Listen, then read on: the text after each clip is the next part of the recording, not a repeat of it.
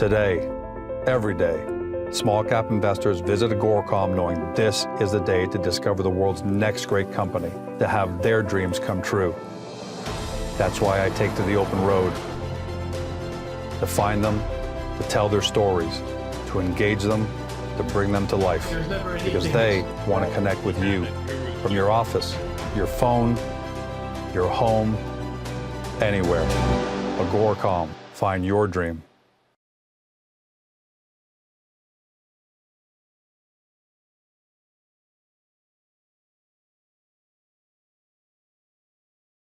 Welcome to CEO Interviews, a production of Agoracom in which we take the time to interview small cap executives from exciting companies. With us today, I'm happy to have for the first time ever, Chris Bridges. He's President Director of Applied BioSciences. The company trades on the OTC under the stock symbol APPB.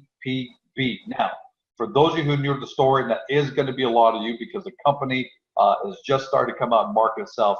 Applied BioSciences is, by definition, a diversified cannabinoid therapeutics company that focuses on medical, biopharmaceutical, and pet health industries. Now, that sounds typical, but more than just lip service, here's how the company differentiates itself. First of all, it's already commenced sales of its hemp-derived CBD products on LeafLink. That's the industry's leading B2B e-commerce platform. The company's already launched a CBD product line under the Remedy brand. We'll talk about that. And they've even launched a CBD product line under TheraPet brand, which is, as you can imagine, aimed towards pets. They're shipping to the majority of U.S. states and international to 5 countries. So they're already way ahead of what other companies are in the small cap who are just trying to ride this wave. Here to talk about them is Chris Bridges. Chris, welcome to the show. Thanks for having me. All right. So first question, before we get into the business of the company, what I find particularly interesting is that you're focused on hemp CBD versus, the typical THC that we hear so much about. Let's talk about the benefits from a health, legal, and then market point of view. Let's start off with health. Why hemp CBD versus THCs?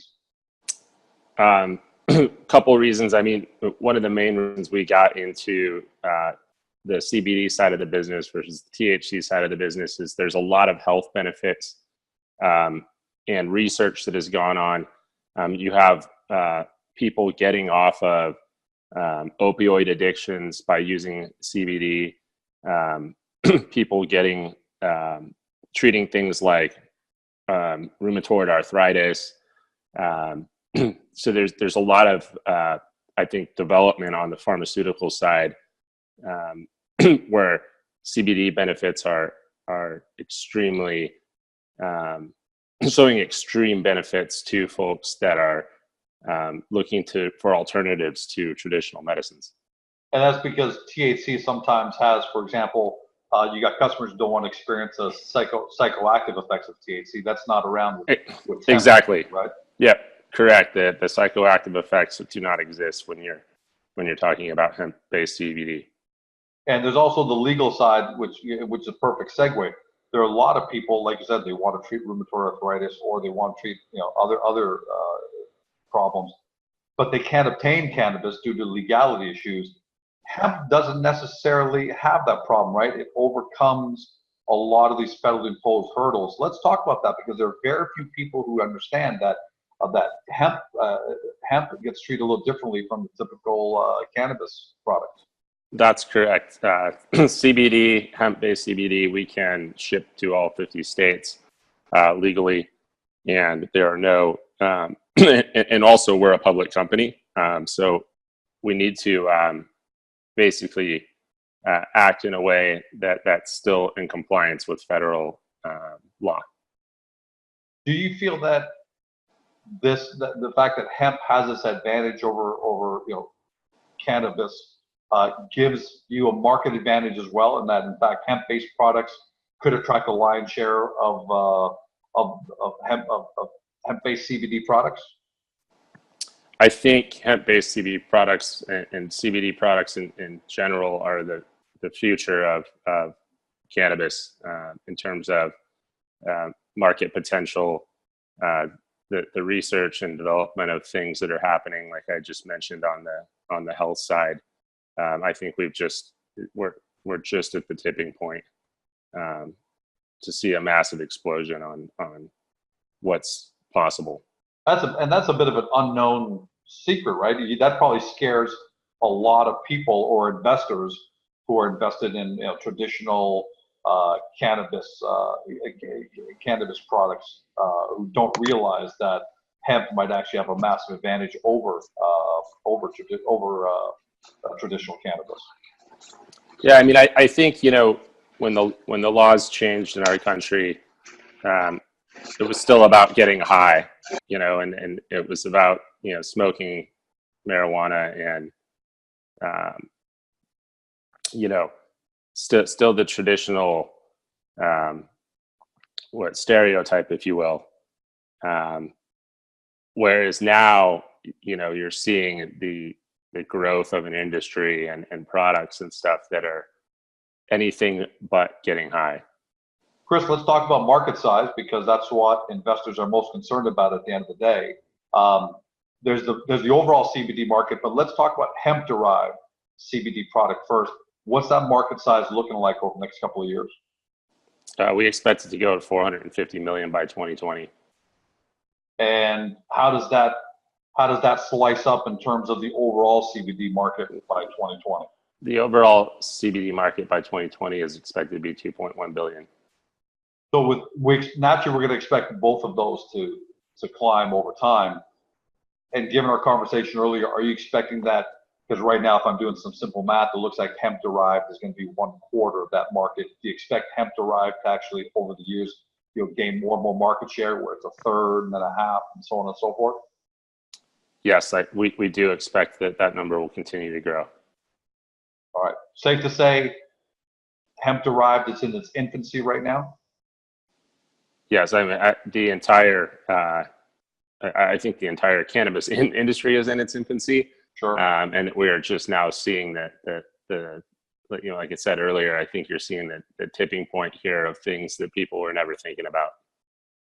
So let's get into actual sales, right? Because we covered the advantages on the health side, the legal side, the market size obviously looks big. In my experience, it seems like everyone always underestimates. So by 2020, this may be an overall much bigger size for both hemp-derived and the overall CBD market. But assuming that's the market, which is very healthy, you've chosen, and I find this very interesting, you've chosen for the most part to be a B2B company versus B2C, which means you're actually you're selling directly to retailers rather than directly to consumers for the most part. How are you doing that? Why are you doing that? Right. So we're doing a couple different things. So we are, like you said, we're wholesaling versus putting sales teams on the ground. It's expensive, time consuming. We're also doing direct to consumer. So we are building quite the team around, our branding, our SEO, our online marketing. So we do have that side of the business as well. But it's basically just to stay lean and mean. Right. Let's talk a little more about the B2B side. And you're going through LeafLink, which is the industry-leading platform. Why LeafLink? What does it mean to the company in terms of potential sales down the road? LeafLink's just the by far and away the best platform on the market in terms of being able to connect brands with retailers around the country. We felt it was important to make that relationship and get our products on their platform. Yeah. So if I'm a retailer, if I'm Georgia's Cannabis Emporium, somewhere in the United States, I'm not going to be getting a visit necessarily from your company, but I am going to be able to buy your products on LeafLink. That is correct. Some people might I don't want to say criticize, might look at that and say, well, you're giving up margin because when you sell wholesale, you're selling for a lower price than retail. What's your response to that? My response to that is, if you actually look at the numbers, it's much more expensive to go the other route. So you're not really giving up margin. You're just keeping things leaner to create more sales.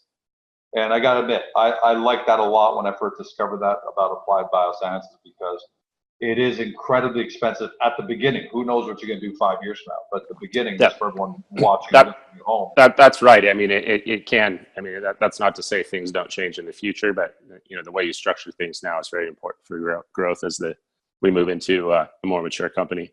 Right, but given the fact that your market is essentially the entire United States of America, that would be one hell of an expensive outlay at the beginning to hire, George and 50 other Georges and have them going around beating doors, as opposed to going to LeafLink right now where you get access to everybody literally overnight, I'm assuming, because you're on their platform and without having the outlay. That's right. Correct. And remember, we are building brand building and selling direct to consumer still at the same time on a retail basis, but it's just online. So it's, it's an online marketing where we will use influencers and so forth to spread our products across the country on a retail. Yeah, from the retail standpoint. Yeah. Do you expect B2B through LeafLink to be the bigger driver of your business, and eventually over time build up your direct to consumer online?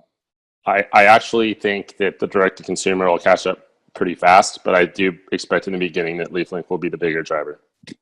I want to mention a quote here because you don't see this very often. LeafLink in a lot of ways, you can say is almost like an Amazon of your industry, or Cisco Foods, a really big distributor.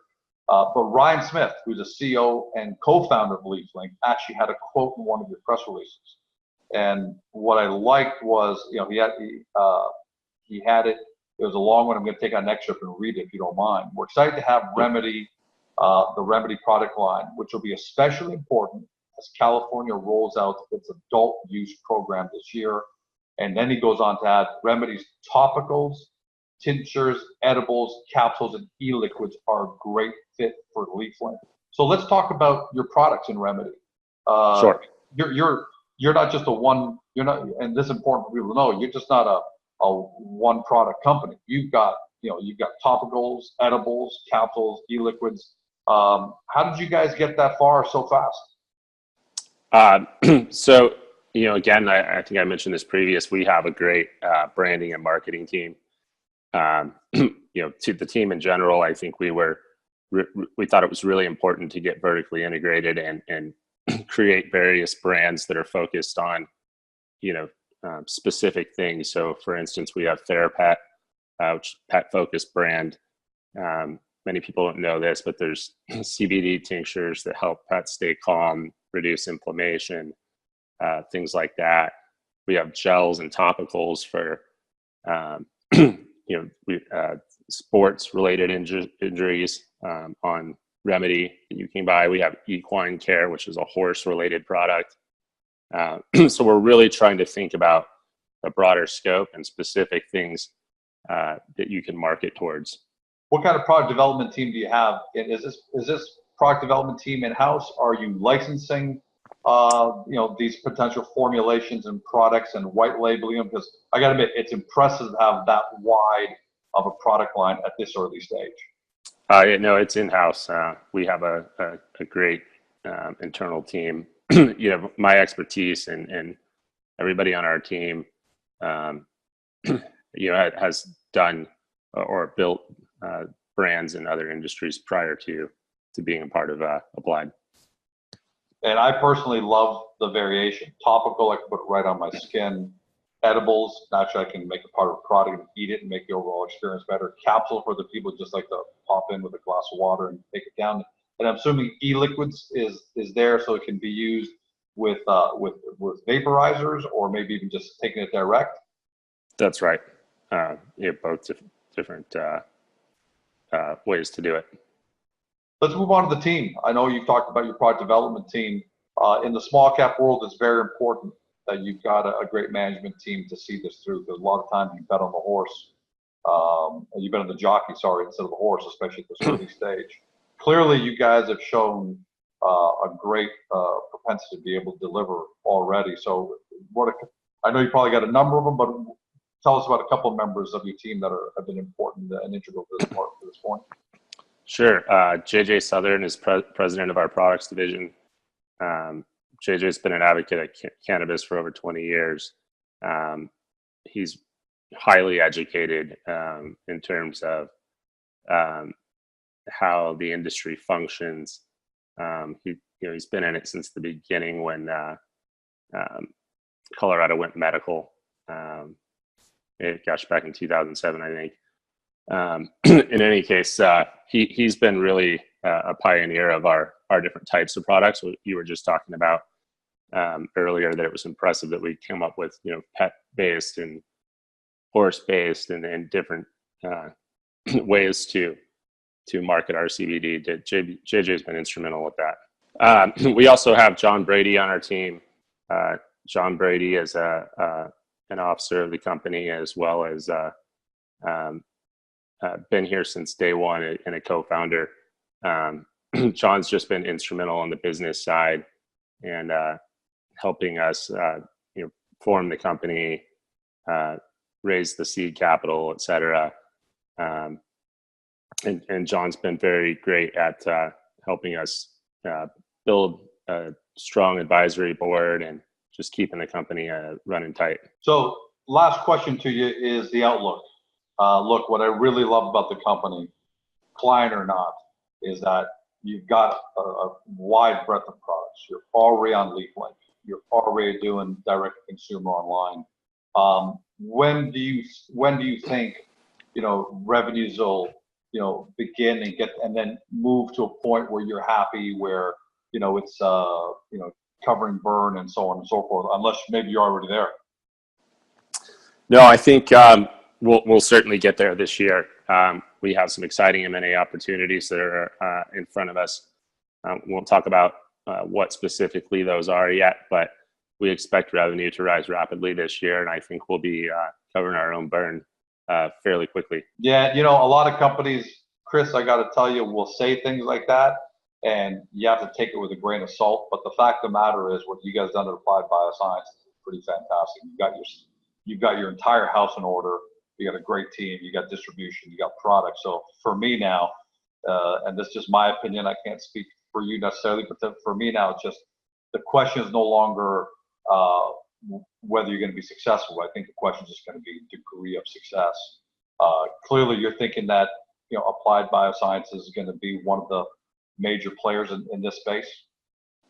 Absolutely. I mean, I think we've done a good job at building this. I think it's important for people to know that our officers and directors don't take salaries. I mean, when I said lean and mean, it was to ensure that we grew a team that could build this thing and grow revenue rapidly, and really turn this into a win for all of our investors and ourselves.